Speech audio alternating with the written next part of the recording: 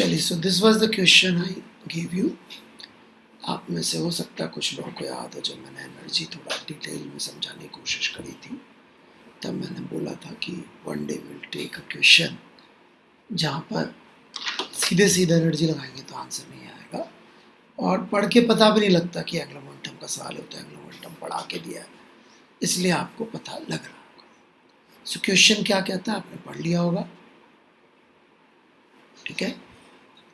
मैं इसकी हिंदी समझा देता हूँ आपको।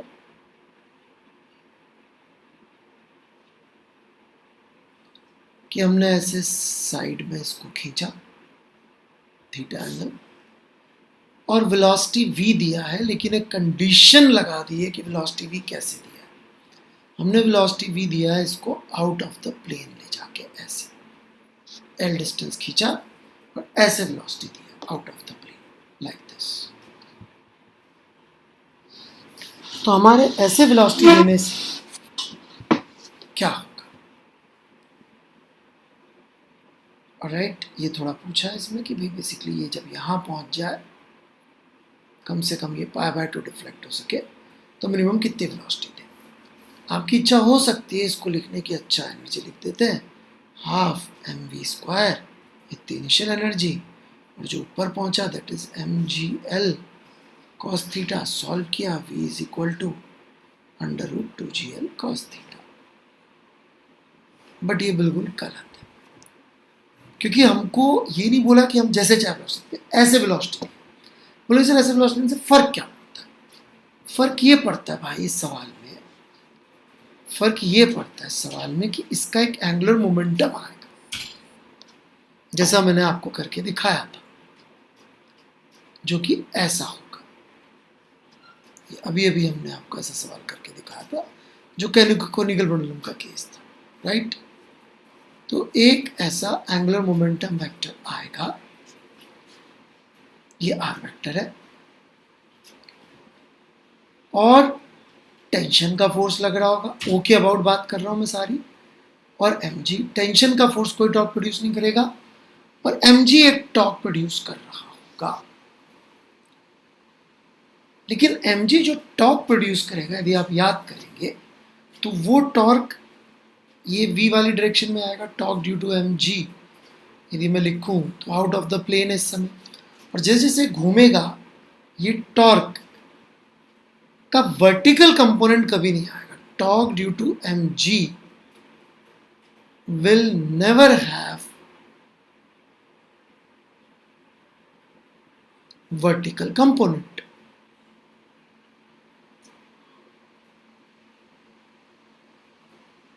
क्यों नहीं होगा भाई? क्योंकि यदि ये फोर्स खुद नीचे की तरफ लग रहा है, ऑलराइट, तो जब हम टॉर्क निकालेंगे mg का, तो वो होगा r cross mg। r very कर रहा है, r की वैल्यू फिक्स नहीं, जैसे जैसे जाएगा r चेंज होता जाएगा, लेकिन mg हमेशा नीचे रहेगा। और क्रॉस प्रोडक्ट होता है दोनों वेक्टर्स के परपेंडिकुलर, मतलब mg के तो पक्का परपेंडिकुलर होगा, mg के हमेशा परपेंडिकुलर होगा, तो mg के अलावा तो कंपोनेंट नहीं आ सकता, ऑब्वियस सी बात है। फिर से सोचिएगा, क्रॉस प्रोडक्ट दोनों वेक्टर्स के परपेंडिकुलर होता है, तो पक्का mg की भी परपेंडिकुलर होगा। r वेक्टर चेंज करेगा बट mg तो हमेशा नीचे ही रहेगा, तो टॉर्क हमेशा mg के परपेंडिकुलर आएगा, मतलब कि उसका mg के अलॉन्ग या वर्टिकल डायरेक्शन कोई कंपोनेंट नहीं आ सकता। On that basis I can say कि इस एंगुलर मोमेंटम का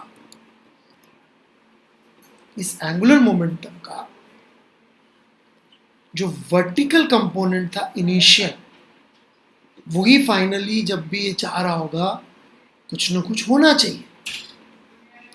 और हमने यहाँ पे क्या किया, हाईएस्ट पॉइंट पे वेलोसिटी मान ली 0, जबकि हमें यहाँ पे कुछ वेलोसिटी माननी पड़ेगी। क्यों माननी पड़ेगी? क्योंकि नहीं तो vertical component of angular momentum would become 0, जबकि वर्टिकल कंपोनेंट चेंज ही नहीं हो सकता। क्यों नहीं हो सकता? बिकॉज टॉर्क का कोई वर्टिकल कंपोनेंट नहीं होगा। चूंकि टॉर्क का कोई वर्टिकल कंपोनेंट नहीं होगा, हम वर्टिकल डायरेक्शन में इक्वेशन लिख गए, तो torque vertical is equal to 0 implies delta LV is equals to 0। इसका मतलब फाइनली भी कोई ना कोई वैल्यू आएगी, ये v इंटू द प्लेन है बेसिकली,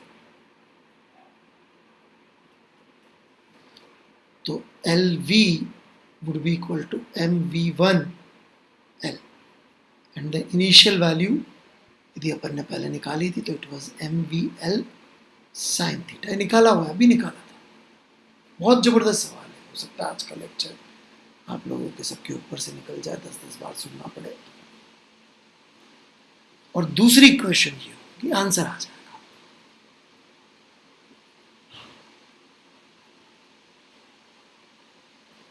ये कैसे आया mv1l? क्योंकि यहां पर ये velocity just into the plane मान ली, कोई वर्टिकल कंपोनेंट नहीं माना, क्योंकि जस्ट पहुंचाना π/2 पे। सवाल में लिखा है कैसे फेंके। अब इससे बहुत सारे सवाल आ सकते हैं, सर ये ऐसे गया होगा क्या, सर ये वैसे गया होगा क्या। 5-6 मिनट में सवाल समझ में नहीं आ सकता। 6 मिनट का वीडियो है, क्लास में मुझे लाइव पढ़ा रहा था तो बच्चे बार बार क्रॉस क्वेश्चन पूछते हैं, काफ़ी डाउट्स भी आते हैं, तो मैं 1-2 बार और कोशिश कर लेता हूँ अलग अलग तरह से बताने की, बट एसेंशियली ये कुछ ऐसे जा। एक बार फिर से देखते हैं शुरू से सारी बातें। ये कहीं पर भी जाए mg फोर्स नीचे होगा, हेंस mg का कोई वर्टिकल कंपोनेंट नहीं आ सकता। mg cannot have a vertical component, so that means कि एंगुलर मोमेंटम का vertical component can not change, और वर्टिकल कंपोनेंट अपन ने पहले निकाला हुआ इनिशियली। तो जब ये चलते हुए जाए तो वर्टिकल कंपोनेंट हमेशा कुछ ना कुछ होना चाहिए, और एग्जैक्टली इतना ही होना चाहिए। जस्ट पहुंचा है तो अपन ने मान लिया कि it has only horizontal velocity, क्योंकि और ऊपर नहीं जाना, तो जस्ट हॉरिजॉन्टल वेलोसिटी होगी। यहाँ पहुंच गए velocity obviously into the plane होगी। ये ऐसा नहीं है कि इससे न पड़ेगी, मैं ये उस प्लेन के पीछे भी हो सकता है। कहने का मतलब यदि मैंने इसको यहाँ से फेंका तो मैं नहीं कह रहा हूँ यहीं पहुँचना है, वो यहाँ पे भी पहुँच के ऐसा हो सकता है। यहाँ से फेंका वो यहाँ पे भी पहुँच के हो सकता है, वो यहाँ पहुँच के घूमते हुए चक्कर काट के यहाँ पे भी हो सकता है। लेकिन जब भी और ऐसे पहुँचेगा तो, और वर्टिकल कंपोनेंट ही आएगा। यहाँ पे एंगुलर मोमेंटम आप देख सकते हैं, आर क्रॉस वी करेंगे, आर क्रॉस वी वर्टिकल, उसकी वैल्यू अपन ने बराबर कर दी, यहाँ पे पुट कर दिया। अरे ये थोड़ा सा गड़बड़ लिखते हैं यहाँ पे, जोश जोश में आके, हाफ mv1 स्क्वायर।